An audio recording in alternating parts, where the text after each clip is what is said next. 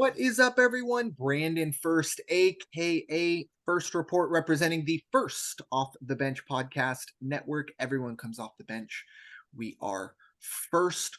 Welcome into another edition of the NFL Weekly. It's time for the Super Wildcard edition. The playoffs are here. It is January. It's win or go home time. And with me, as always, to help break it down for me, or with me, I should say, is my friend and co-host, Raider Jim Martinez. You can find Mr. Martinez at Raider Jim 1090. How you doing tonight, sir? Hey, I am doing well. Here we are. Who'd have thought? 18 weeks out of the way. That season's gone, and now we're on to the, almost the grand finale here. So it's going to be exciting. Can't wait. I would like to start by, because I know once we get there, I wouldn't even have to ask the question, but I'm going to pose it again. Last week, I asked you on the podcast towards the end, is it time for Philadelphia to be in full-blown crisis mode? You can answer that when you get there, but boy, after what I saw happen this weekend, it might be a little closer to that statement than it was last week. Yeah, and I'll just dive right into it because the loss to the Cardinals was difficult. But at the end of the day, I think with Kyler Murray at quarterback, the Cardinals are a lot better than that record showed, or whatever what 3 or 4 wins, whatever it was. I think that's a much better team with Kyler Murray at the helm, and that's what the Eagles got. And you know what? At the end of the day, they still put up 31 points. So you can point to the defense and you can say, man, you guys couldn't stop a nosebleed, and you can do all that. But at least on the offensive side, you can say, hey, I might not have agreed with a ton of the play calls. And obviously, at the end of the day, it was a field goal versus a touchdown, because it was 28-28. And the Eagles kicked the field goal to go up 31-28. Cardinals go down, win. So, you can nitpick that way. But at the very least, you could say the offense put up 31 points. It's been a while since we've seen that. However, this past week was a dereliction of duty. It was guys going AWOL. The jerseys were out there, but they weren't there. It was the most atrocious performance I've ever seen from players on the field. Now the coaching decision to continue to play the players, and I didn't think about it when we talked about starting the starters last week for the Eagles. I thought they should, to see what goes on in Dallas. But one big wild card that I didn't think of was the MetLife turf. I mean, this MetLife turf, you can bring that up to a football fan and they'll know exactly what you're talking about. Yeah. AJ Brown goes down. He didn't have structural damage, it sounds like, but Sidney Brown tore his ACL. One of the top, really, he hasn't been a huge bright spot for a rookie being pressed the way into action the way he has. He's performed admirably. His ACL's done. And when you're talking about ACLs in January, guess what? We're probably not seeing Sidney Brown till week 5, 6, 7. And I hope for a very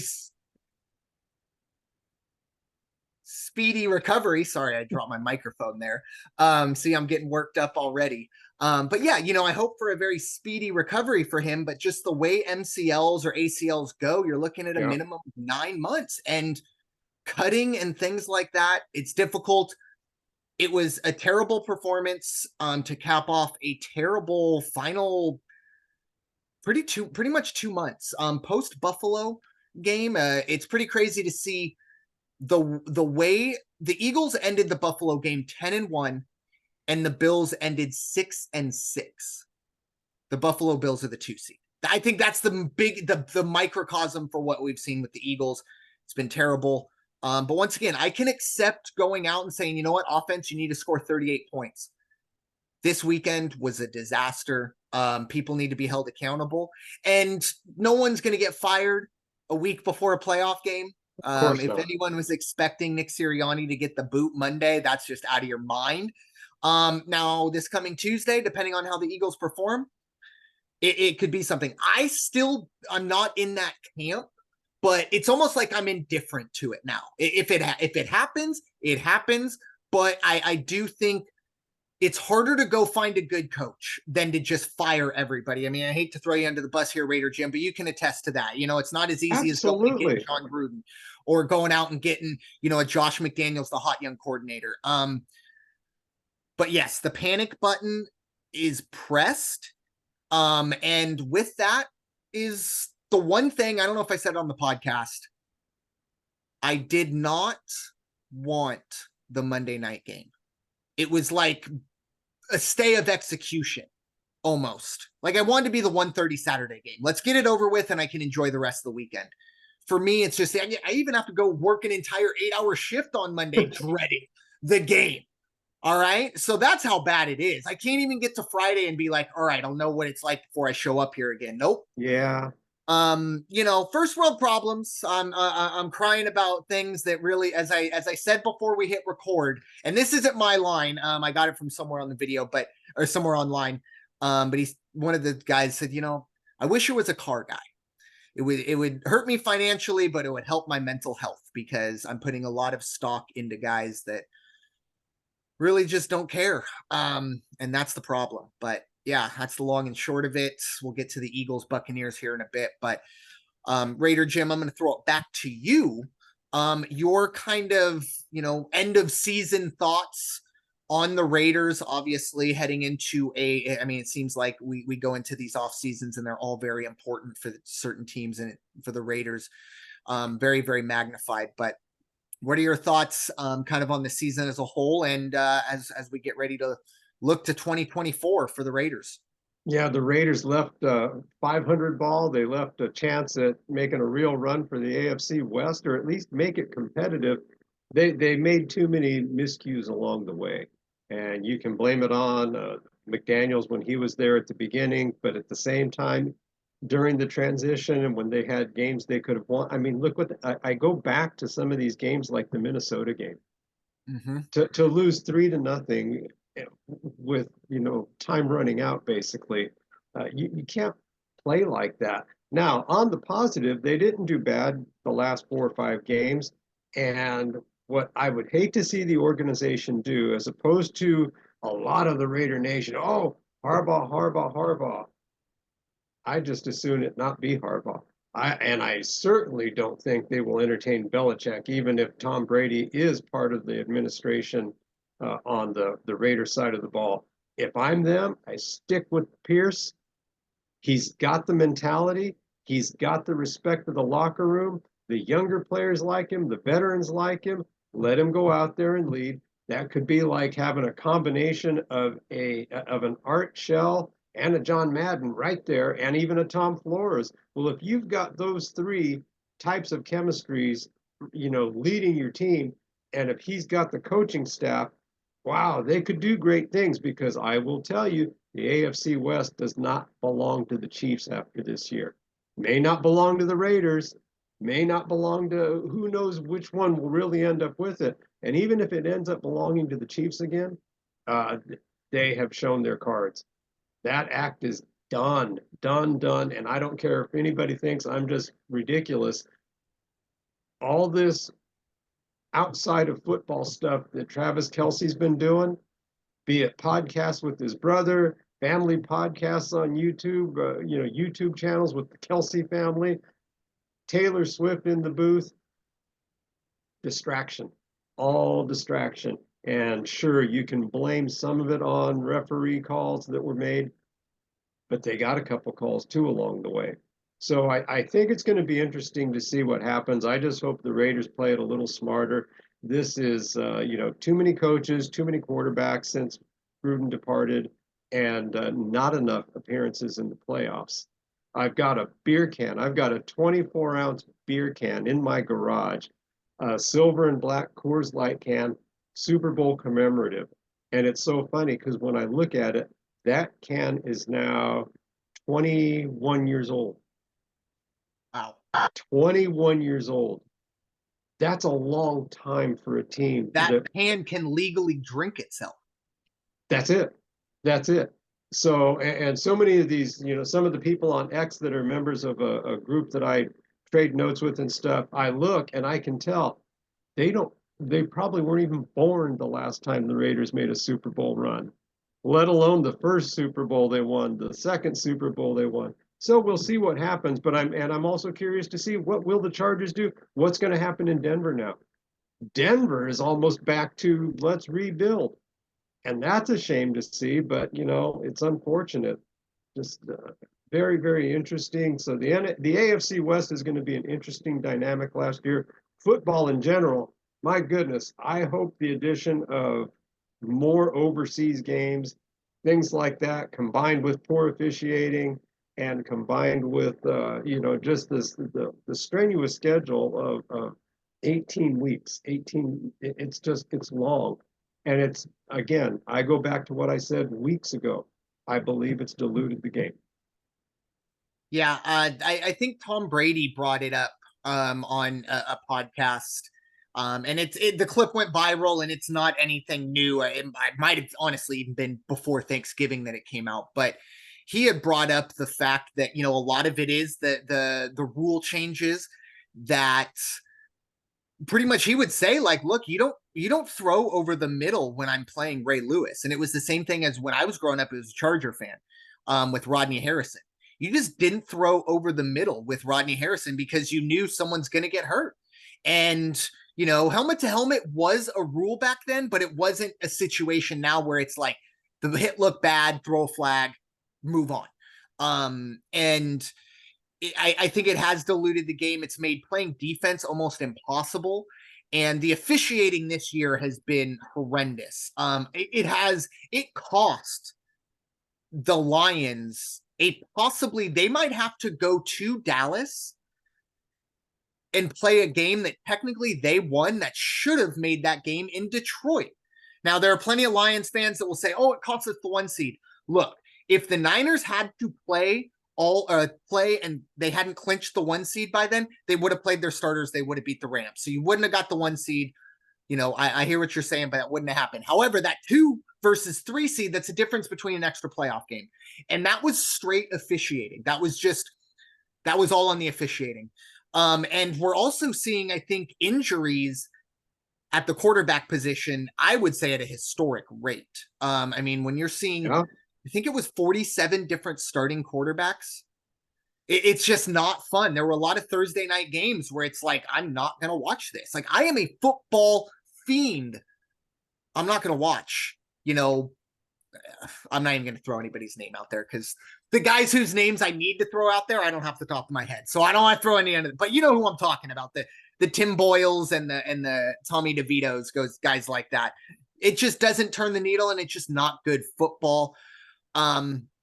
It's frustrating, but at the same time, I saw something since September, the 25 most watched telecast on network TV, 23 of them were football games. So there's no, need for them to change anything. They're still raking in billions of dollars, and they're going, hey, if it ain't broke, don't fix it. So I don't know, it's tough because they're bringing in a lot of players or a lot of other, fans and things like that. But I do think it has diluted the game. And speaking of kind of diluting the game, this is kind of the question I put in the notes. There were 3 big collapses, I would say, towards the end of the season. I'm sure plenty of teams had collapses throughout, but notably towards the end of the season. And the big 3, obviously, hit right home with me: the Eagles, the Dolphins, and the Jaguars. Now, the Jaguars, the outlier in this situation, because the other teams might have collapsed, but they're still playing this weekend. The Jaguars will be watching, like all of us, on the couch. So my question to you, Raider Jim, in your opinion, who do you think had the bigger collapse? Jacksonville. Hands down, because I think last week I think I quoted last week that they were in the must-win situation, which was really puzzling because they had dropped 8 straight after starting out so well and having control of the division, and all of a sudden there they are. And I don't understand the collapse. I truly, truly don't. I don't follow that team that closely, but still, yeah, by far and away, they have to be the biggest disappointment, and the entire NFC South is, just son of a gun, and while we're talking about that, and it's kind of offshoot to the collapse, but I'd like to know your thoughts on the quarterback overriding the coach at the end of the Saints game to get his teammate a touchdown, and then basically not even saying that was my damn decision to get my boy a touchdown. No, that was a team decision. We all decided to do it. It reminded me of the scene in Rudy when they go in one after another, dropping their jerseys, saying, he suits up. He suits up. And then when they get out on the field and there's, the only way Rudy's going to play is if we get that long pass at the end of the game and score, whether we're winning or not. That's what it reminded me of. But for goodness sakes, that's not college ball. And look at what it caused at the end of the game between the two coaches. I mean, Yeah. terrible. So next up, we're going to talk about some of the coaches that are fired. And it's funny. I demand on Coach Lupien to call in and defend New Orleans Saints. Where is he? But no, because my question is, we're recording, it's Wednesday, the 10th of January. As we are recording, let me check my phone to make sure. Yeah, I have not gotten an alert. How Dennis Allen still has a job blows my mind. And all this showed me was, first and foremost, it's Jameis. Jameis Winston is, if he's not your team's quarterback, he is just fantastic TV. Yeah. He is, he means well. IQ points, probably not where you want them to be, but he means well. From everything I've heard, he's a great teammate. This is a great teammate move. However, what this shows to us, and I think it makes obvious, is Dennis Allen has lost that locker room.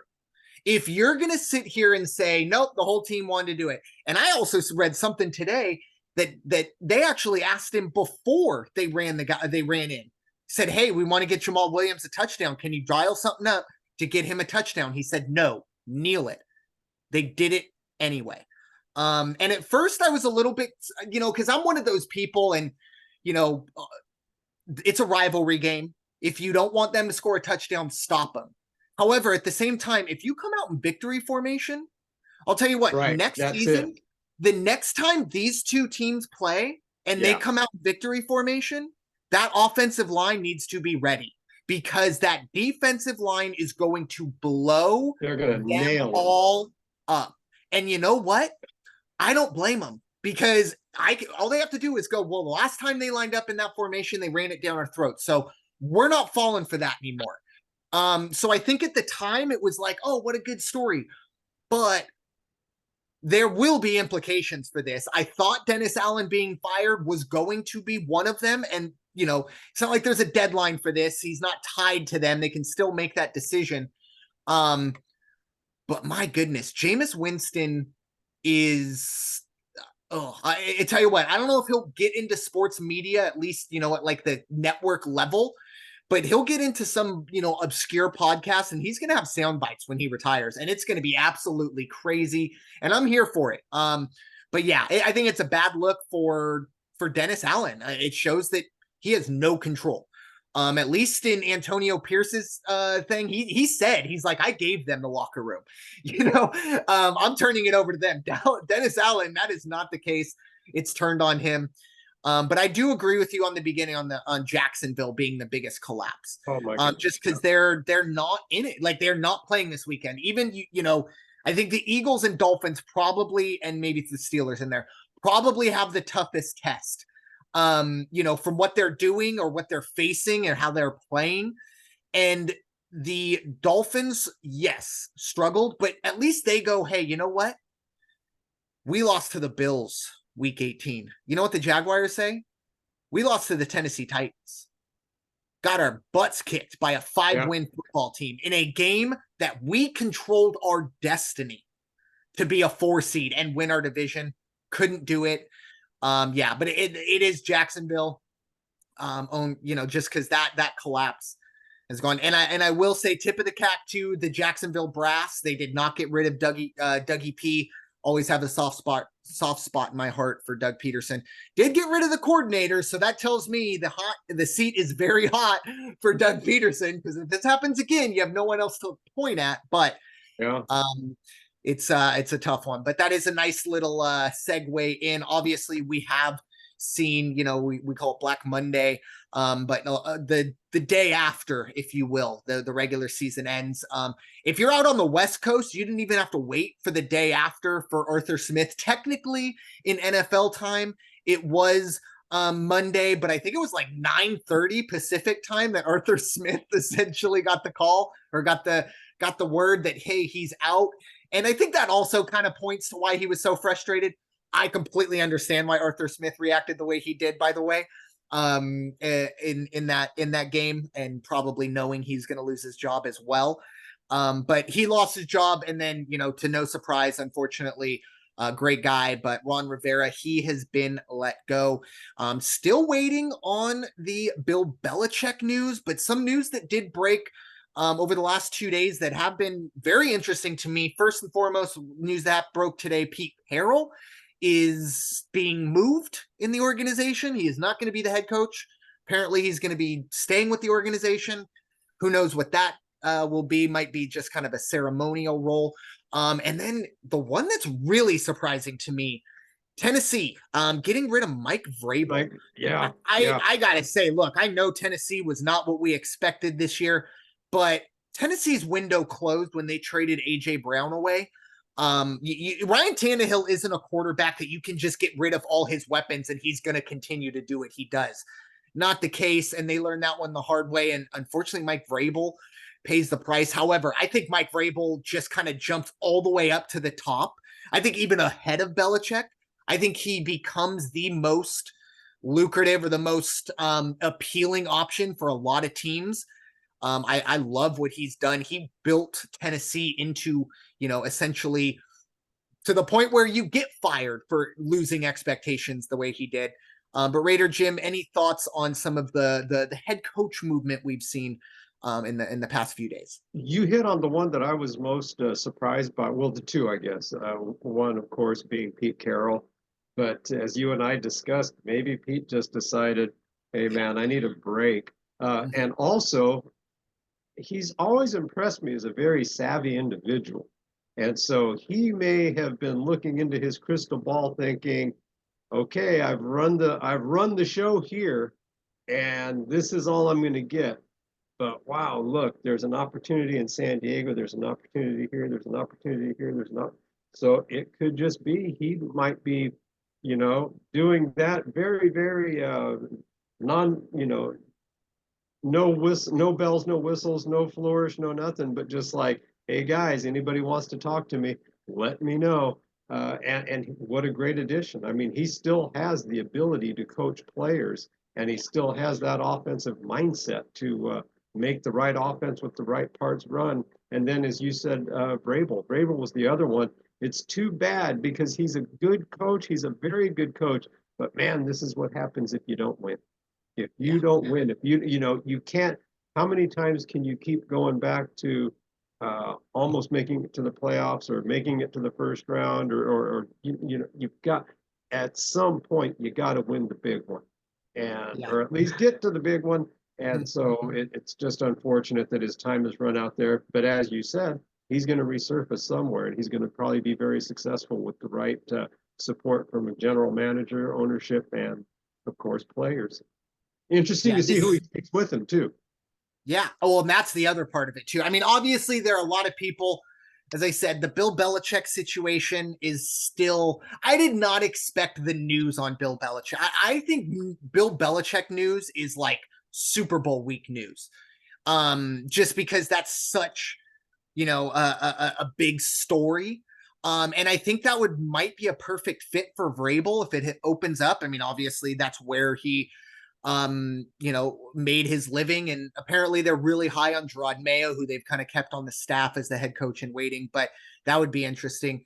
Mike Vrabel will make, I believe, a lateral move, as I alluded to. This isn't a guy who has to go back being a defensive coordinator for a few years and then get another shot. That's not the case. I think like I said, I think he has choices here. Now they might not be the greatest choices, but they are going to be, more than one team's going to call. Now, one thing that I did see that was very, very interesting, the Carolina Panthers, who, goodness gracious, they're might be paying more to the last two head coaches than the Dodgers will to like 30% of their superstars because of deferred money. But they're apparently wanting to interview the Eagles offensive. I can't even get through it without laughing. They want to interview Eagles offensive coordinator Brian Johnson. And I am all for it. And I'm even here to say, hey, how about 8:30 East Coast time on Monday night? That sounds like a really good time to interview. Really, really good time. There's nothing else going on, Brian. I promise you, you have no other obligations. Interview at that time, please. And Carolina, please. He's fantastic. I mean, just look at something besides our offense. But yes, I want them to bring him in. Because he's going to get fired at the end of the season, and these guys, I don't hold any ill will towards them personally. So if they can go and make a lot of money, and that might be the best job, honestly, of all of them.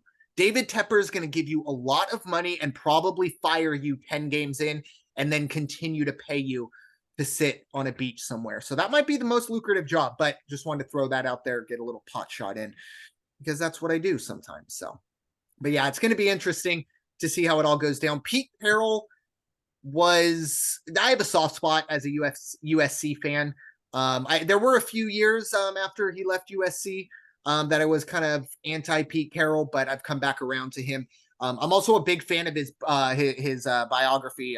It's a great read, very motivational, very positive guy. Wants to compete at who's going to wake up fastest or shower fast. Like, he competes at everything. So what I'm wondering is maybe he's like, hey, why don't you just give me a role where I just show up to practice and run around with the guys and just motivate them and give some insight here and there. But like, I don't really want to be answering questions after the game. Like, I just want to be around the guys. That's kind of how I feel like with Pete Carroll.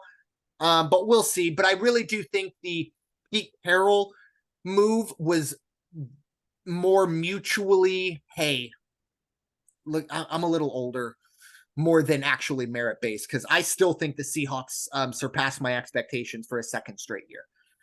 Doing that with Geno Smith and Drew Lock and a very young defense. So, but with that being said, time to move on to the weekend ahead, Super Wildcard weekend, as we are now contractually obligated to say, with six games on the wild card weekend, including that Monday night game, which I really still have to wait for. But we are going to start Saturday, and we're going to start a big theme, a lot of reunions for a lot of these teams. And we're going to start Cleveland heading to Houston. Houston's the 4 seed, Cleveland the 5. Cleveland's going to be 2.5-point favorites on the road as they head to Houston. The over-under is 44. Obviously, the return here won't be playing, but Deshaun Watson, obviously the Cleveland Browns, returning to Houston. Who knows? Will he be on the sideline? Will he be in a suite? Will he even be at the game? That's a great question. Right.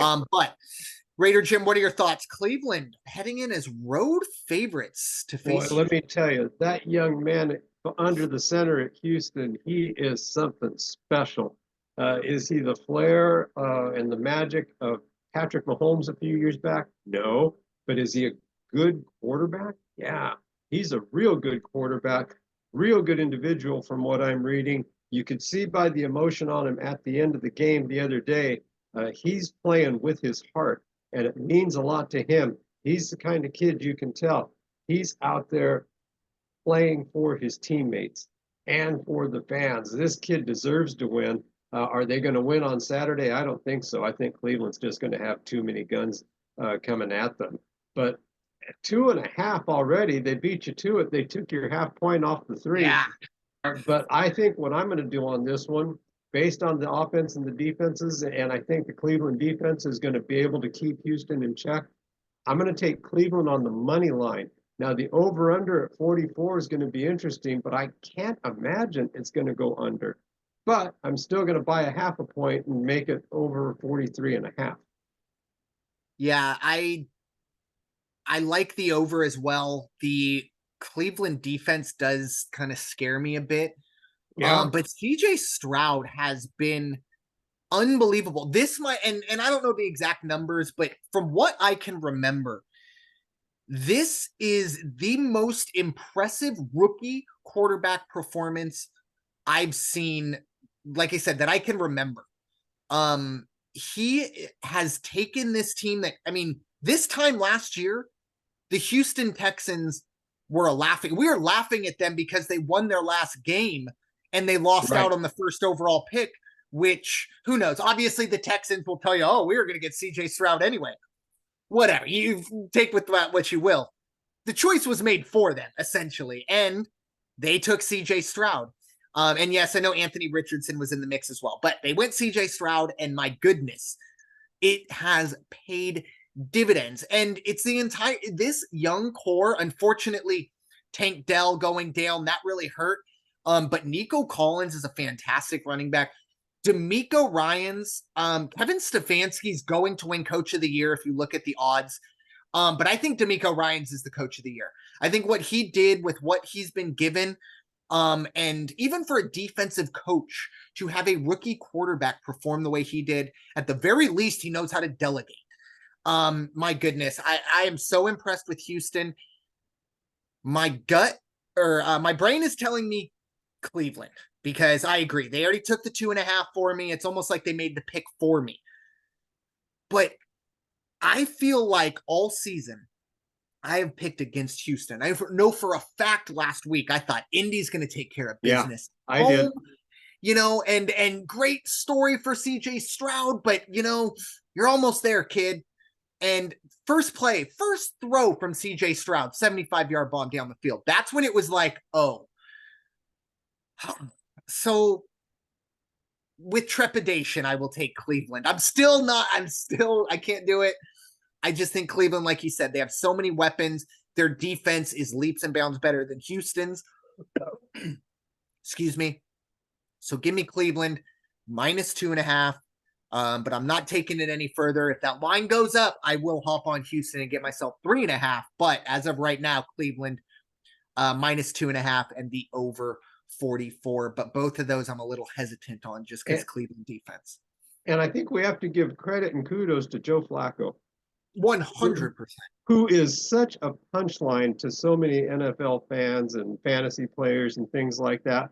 But hey, who's having the last laugh? Because he's not sitting home on week 19, is he? No, he's going to be the guy under center. And didn't he throw for 3 touchdowns the last time out? Something like that. Yeah, he didn't play last weekend, which is crazy to get to a point where Joe Flacco gets benched. If you would have told you that in mid-October, that week 18 Joe Flacco would be benched because the Browns you would have been like, wait, what? But yeah, it's that story. He is the only person that I had that has any chance, and I don't think anybody expected anybody to beat out DeMar Hamlin as comeback player of the year.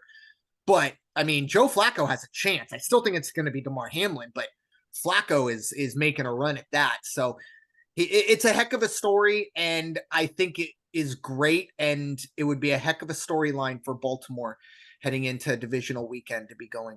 We're going up against who? That would be funny to see how that fan base takes that. But moving on to Saturday night, and folks, if you haven't used up your free week trial of Peacock, now is the time, because this game will only be streaming. Get used to it, folks. This game's only on Peacock, unfortunately. Really? First one ever. So, kidding. Unfortunately, myself, I'm a huge wrestling fan. I'm a huge Office fan, so I've already got Peacock, but it's a great platform if you're into that stuff. But yes, unfortunately, you will need Peacock to watch this game. It is the Miami Dolphins, the 6th seed. They are heading to Kansas City to face the Kansas City Chiefs, who are the 3 seed. And I hesitate to even say these lines because I feel like they moved, and I told myself I was going to check. But as of yesterday, when I typed this out, Kansas City is -4, and the over-under is 43.5. And the reason I say I should have checked those numbers, because we are getting reports that we might be looking at not only a snow bowl, but we could also be looking at quite possibly the coldest game in NFL history. I believe we're going to have a 0 degree will be the average temperature with a low of -9. That is the regular temperature, not the wind chill, not anything else. -9 will be the low. And yeah, welcome to Kansas City, Miami. But yeah, those are the lines that I saw. Anyways, Raider Jim, what are your thoughts? Miami at Kansas City -4 as I check the line just to be sure. Yeah, that's what I'm getting ready to do that myself. Let me tell you, Miami, their own worst enemy. Again, sometimes you always control your own destiny, but when they lost that game the other day and a couple others over the last few weeks, that was the difference between them playing in nice balmy Miami and going to the snow game that I've been talking about for weeks. Hey, when's it going to snow in Kansas City? Well, I guess my wish came true because it's terrible out there and reminiscent of what year was that? 80 whatever it was when the Chargers had to play Cincinnati. Yep. And I always remembered hearing Hank Bauer's take on what that was really like to step out on that field that day. And he just said, cold doesn't even describe it.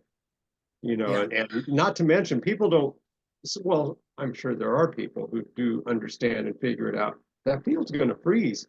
So Yeah. when you get thumped down, if somebody gets hit down real hard, it hurts even all the more.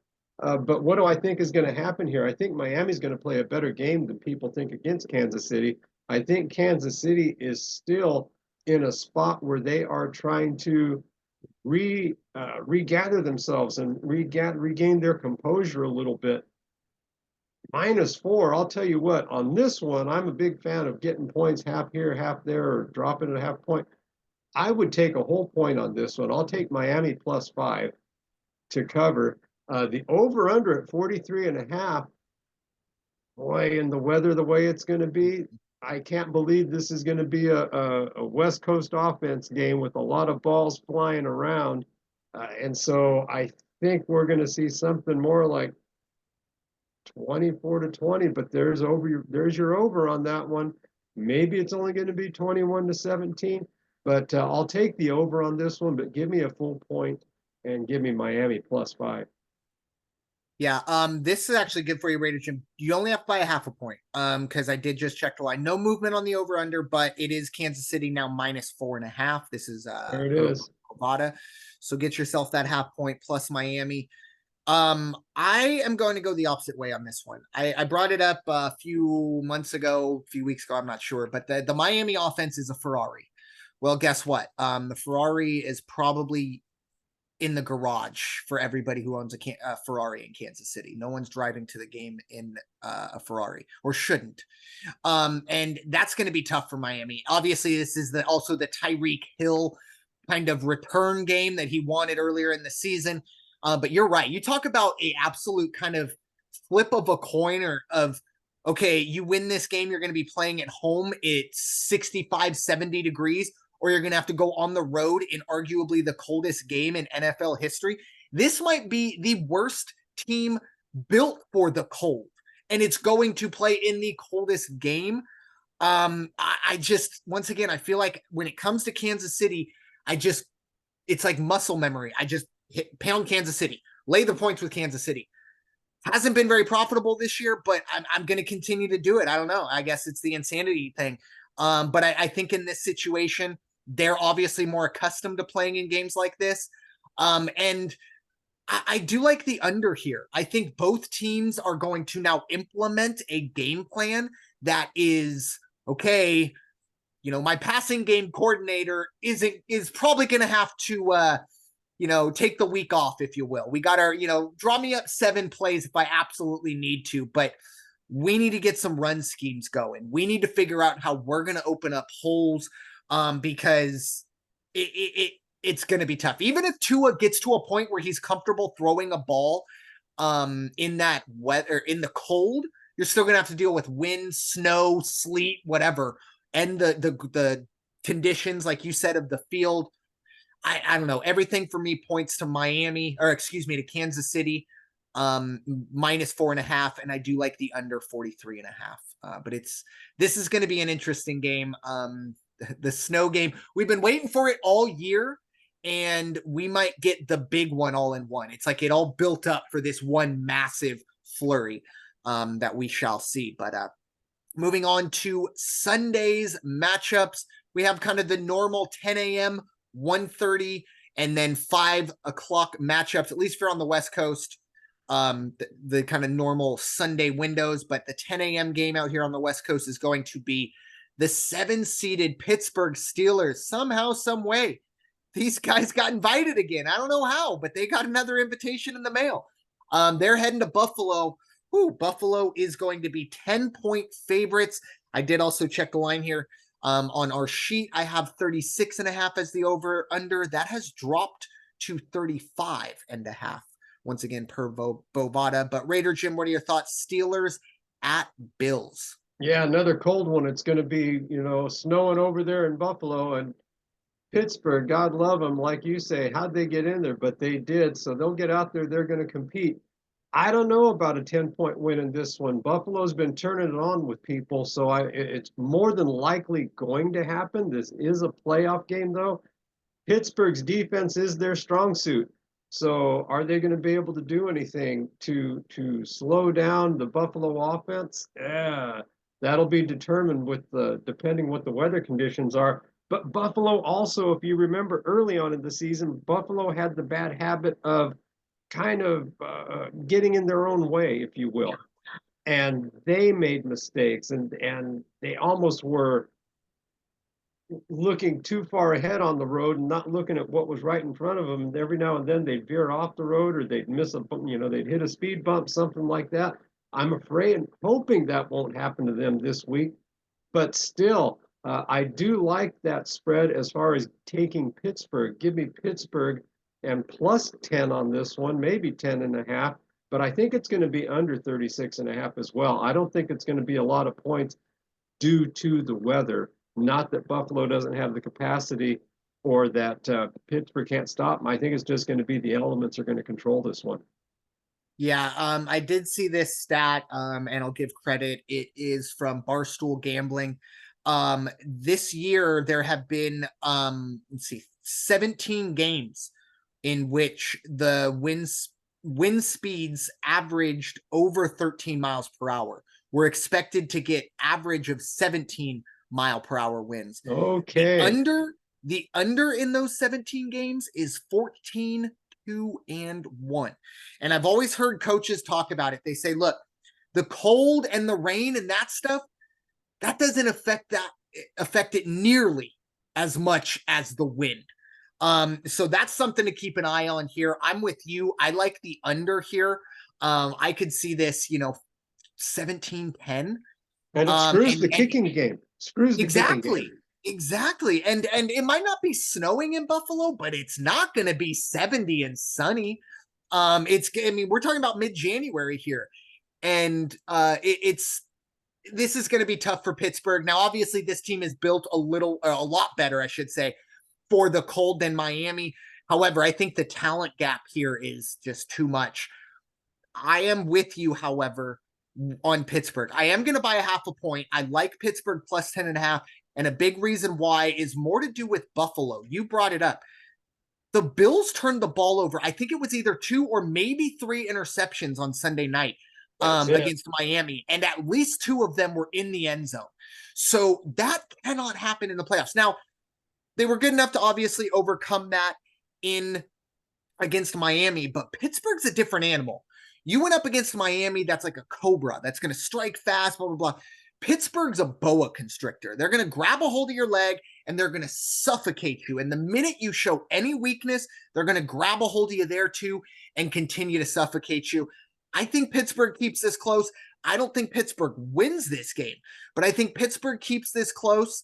But what could be interesting is you kind of brought up, if this game comes down to a field goal late, 17-mile-an-hour winds, what is the distance the coaches are comfortable kicking from at that point? That'll be interesting to see.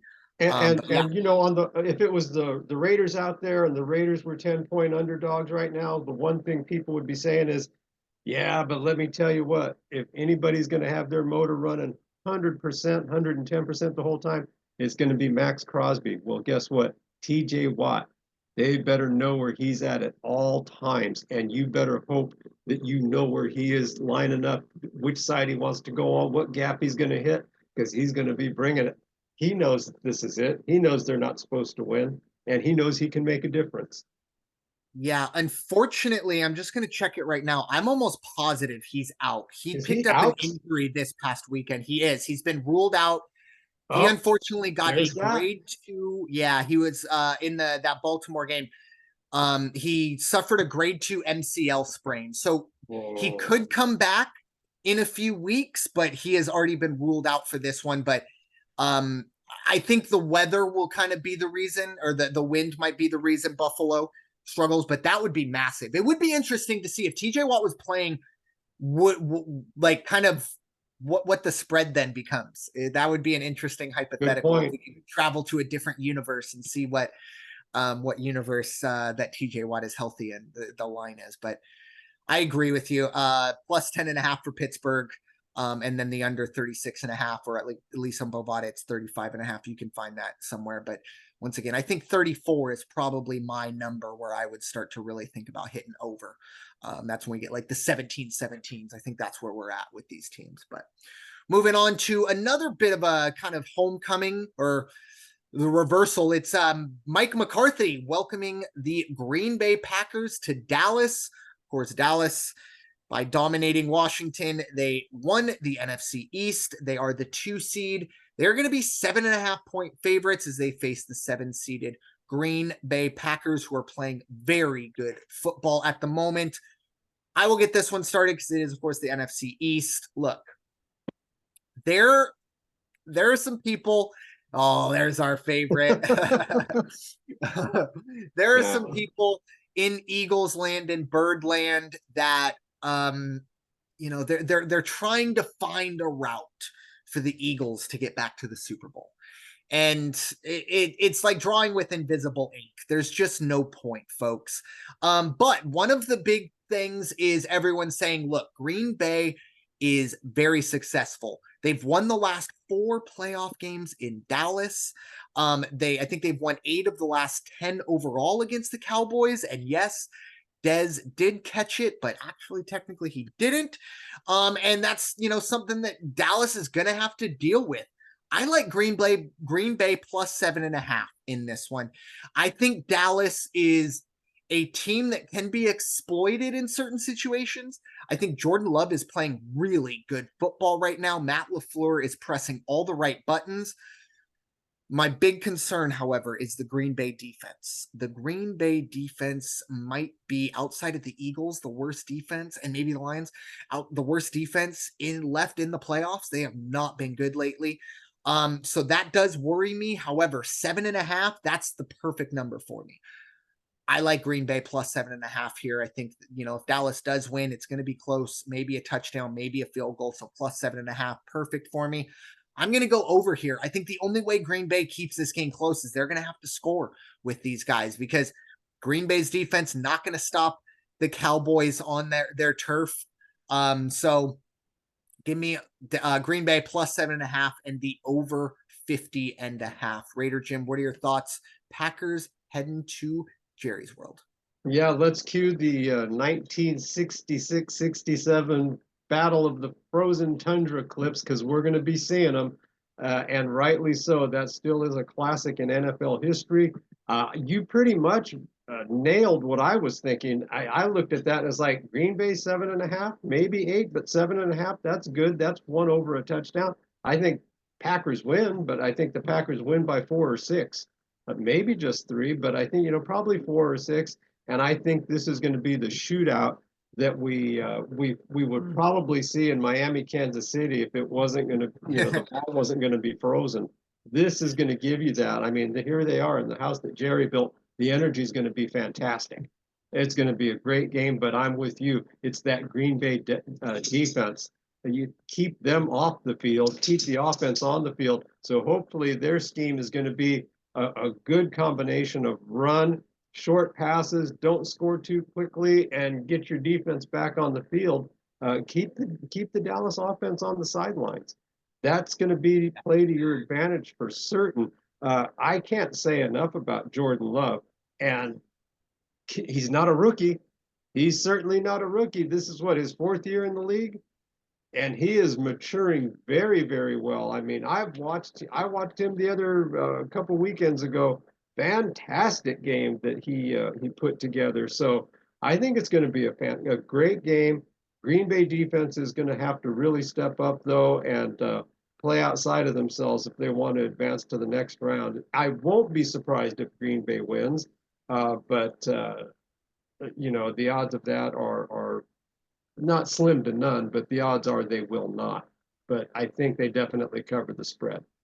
And Yeah. on the over-under, I'm with you. I think it's going to be over 50.5 for sure. Yeah, this is, it's funny. Obviously, we hear copycat league when it comes to the NFL, and it's true. I mean, we see it with the brotherly shove. We see it, with the Wildcat when that got hot and things like that. What's odd to me is it seems like the one thing that the league hasn't copycatted is the way the Packers develop young quarterbacks, because they've done it for the last three quarterbacks. Brett Favre, now I think they have to trade for Brett Favre because I believe Favre was drafted by the Falcons. But anyways, at least with Aaron Rodgers, you draft him and you raise a lot of eyebrows and maybe you have to answer some awkward questions. But guess what? You sit him for 2 years. He learns. There's very little pressure. The mistakes he makes are behind closed doors, where it's coachable mistakes, not in front of all of us. And then the reins are given to him, and he's got a pretty good team with a pretty good culture.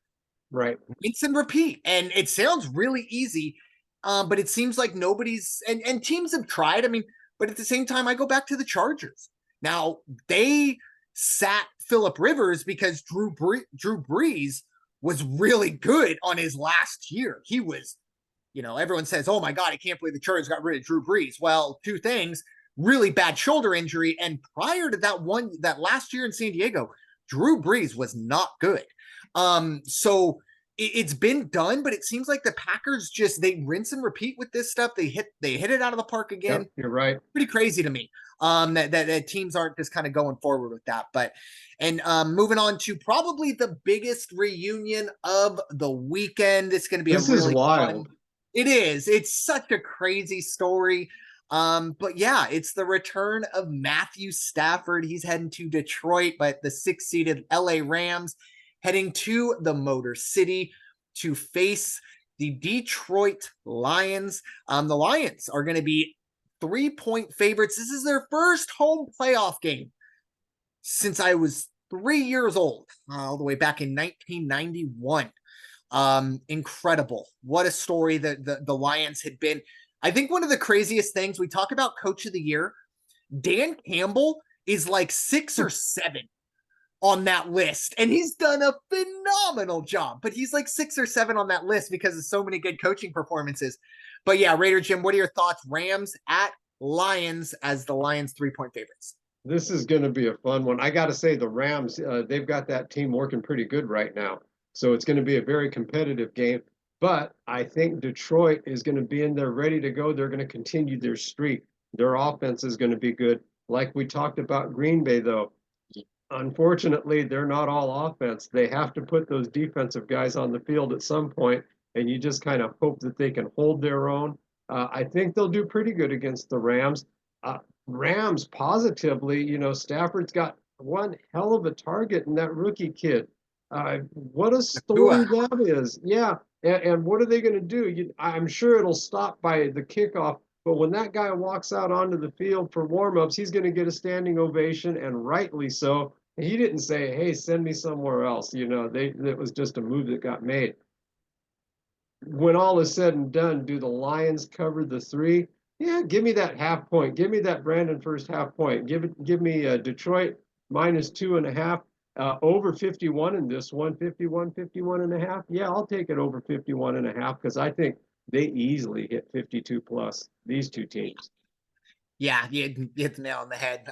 It's called the Brandon Ferst half point for a reason.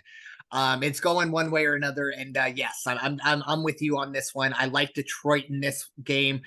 What Dan Campbell has built and is building is special. Now, once again, I didn't necessarily agree with kind of the stubbornness against Dallas, where even after the penalty, he went for the 2 again. It's like, just kick the extra point. Let's play overtime. But I can't really fault him for it because that's who he is and that's what got him there. So I get it. But he is a fantastic story. The Lions, I mean, this is the most lovable playoff game, I think, out there. Now, there's some people that probably don't like the Rams, but who doesn't like the Lions? Like, even Packers and Bears fans, like, you even have to have kind of a special place in your heart for the misery that this franchise has been through over the last, almost 30 years. I mean, we're talking about 30 years in between home playoff games, not championship game, home playoff games. All you gotta do is win your division. So I like to see Detroit get the job done -2.5. And like you, I think the offense is let loose. Neither defenses are world beaters. The Lions defense has improved, but certainly not one that I'm willing to say, oh, they're gonna, keep this under. No. Indoors, climate controlled. Stafford wants to go out, show everybody up. And you know what? Jared Goff also wants to kind of show, right. Hey, everyone's cheering him and that's great. I'll cheer him too, but I'm your man now. Like you can wave to your ex and you can blow him a kiss, but I'm the one you're going home with. So I think he wants to kind of show, hey, I can get the job done too. I'm just really going to enjoy this game. I wish this was the Saturday game. Just because I don't want to have to go, to sleep after this game because I think my adrenaline will be pumping. I'll have my Sunday scaries going, or even if this was a Monday night game. But yeah, give me Detroit. Here's a fascinating trivia fact for you. Oh boy. Lions defense is number 19 right now. Wow. As of today. Rams defense is number 20. Oh, there you go. So this is going to be a dead heat game. It's going to be last guy with the ball wins probably. Yeah, bottom tier of defenses remaining in the playoffs for sure. That always spells or over, I should say, a lot of the time. All right, folks, we gotta do it. Can't avoid it. Yep, I'm a professional. I don't want to. Monday Night Football. Yeah, woo! Philadelphia Eagles. They're the 5 seed. They're going to be 2.5 point favorites. Let me just make sure. Hold on. Bear with me, folks. Wow. The Eagles are actually 3 point favorites in this one, according to Bovada, as we record. The over-under sits at 43.5. Look, folks. Would I be surprised if the Eagles win this game? No. Would I be surprised if the Buccaneers win this game? Also, no. With that being said, when you're not surprised either way, take the points and run. I think Tampa Bay, I was going to buy a 0.5 point to get to Tampa Bay +3. The line's already there on Bovada, so we all know what Brandon's going to do. Tampa Bay +3.5. And this is a perfect emotional hedge for Brandon. I'm going to put a money line bet on him as well. I think Tampa Bay's good enough to beat this team if Drew Lock and Tyrod Taylor / I don't even know. I think DeVito had to come back into this game as well. If those guys are good enough to torch this defense, Baker Mayfield, who's having a really good year, is going to do the same. I'm also going to take the over. 43.5 points. I'll be honest with you. The Buccaneers might score 35 by themselves. So pound the over. I am very confident in the over. But yeah, unless the weather, something crazy is going on with the weather, which in Tampa, the only thing I could think of would be rain. But yeah, I give me Buccaneers, probably money line, and pound the over 43.5. I think that the Buccaneers offense is going to get rolling. And I know that sounds crazy considering the Buccaneers only scored 9 points in a must-win game against the Carolina Panthers. But trust me, the Eagles defense is horrendous. But yeah, Raider Jim, what are your thoughts? Eagles at Buccaneers. Yeah, I have pretty much the same thing. I like a full point myself in Tampa Bay +3.5 at home. What can you say? It's another, not quite the same situation, but you've got Flacco in Cleveland. You got Baker Mayfield in Tampa Bay. That guy got shuffled around, last year. I miss his commercials because I thought they were quite comical. So I'm hoping he wins just because I want to see him get more endorsements. But back to your point about the Philadelphia defense, no bueno. They are number 31 in passing. And you're going up against Baker Mayfield, who knows how to, give him the time, and if he keeps his head, together, he can shoot some holes in you, and then you're going to start tiring down that Philadelphia defense. That's the other thing. What's your approach if you're the Tampa Bay Buccaneers? Do you want to do it slow, consistent, methodical, keep the Eagles defense out there, and try to tire them down a little bit in the first half if you can control the clock that way, then come out and just make it a track meet and really just wear them down? Or do you want to just go at it, say, go into fifth gear from the start, and let's just go. Let's just trade back and forth. Not that the Tampa Bay defense is any better. Tampa Bay, Philadelphia 31, Tampa Bay the 29th rated defense for passing right now. So it's going to be a very good, very competitive game. I'm just wondering what the mindset is of Philadelphia right now, and especially after all they did so early on, and now they have to go on the road. They don't get that coveted spot at home. To their advantage, it's going to be mid 60s or low 70s when they get to Tampa Bay, as opposed to what it might be in Pennsylvania come Monday night.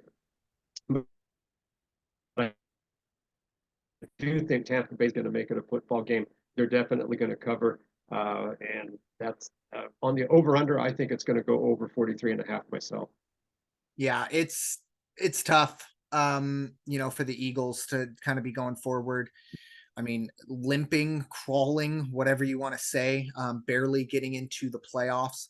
And this is kind of what you get now. But the mindset, at least of this Eagles fan, is I'm not 100% sure on this, but I'll tell you this. If the game was happening right now, I can't promise you that I'd watch the game. And I know that sounds crazy, but that's how bad it's gotten. And I'm not alone in that. I just kind of want to get it over with. The hard part for me is if they win this game, God forbid they go out and they win 31-3. Because then I'm all the way back in. Like, at least right now, I've already accepted my fate. But if they go out and just flip a switch, I'm all the way back in. You'll hear me, oh, here we go. I got my Super Bowl tickets next week. No, it's just kind of a no-win situation, let's be honest. But once again, first world problems. But yeah, with that being said, that is all we have for you. Raider Jim, your final thoughts for this Super Wildcard weekend edition of the NFL Weekly. Well, they're not done with us yet. We're going to be back next week talking about the next round. And let me tell you what, the stakes are getting higher and higher with each week, which we both love. Really, when you look at it, all things considered, as convoluted as the regular season was, not a bad schedule for Wild Card weekend. Starting with that game, Cleveland and Houston, and wrapping up with Monday night. You know what? We're pretty fortunate to have that kind of schedule right now. Amen. And I love that extra playoff team. And I normally love the Monday night playoff game. I think last year might have been the first year they did it, or maybe it's only been 2 years at most. I really like it. Unfortunately, not so much this year. But yeah, it's kind of like one last bit of normalcy before we get to the final 8. And then, even next week will be the last 2-day weekend of football, because we're very close to that championship Sunday where we only get 2 games. But my final thoughts, I'm going to switch gears a little bit. I'm still talking football, but switch to the college side of things. Obviously, I'm going to congratulate the University of Michigan. Perfect season. Jim Harbaugh, JJ McCarthy, everyone associated there. Very impressive stuff. Also, shout out Washington.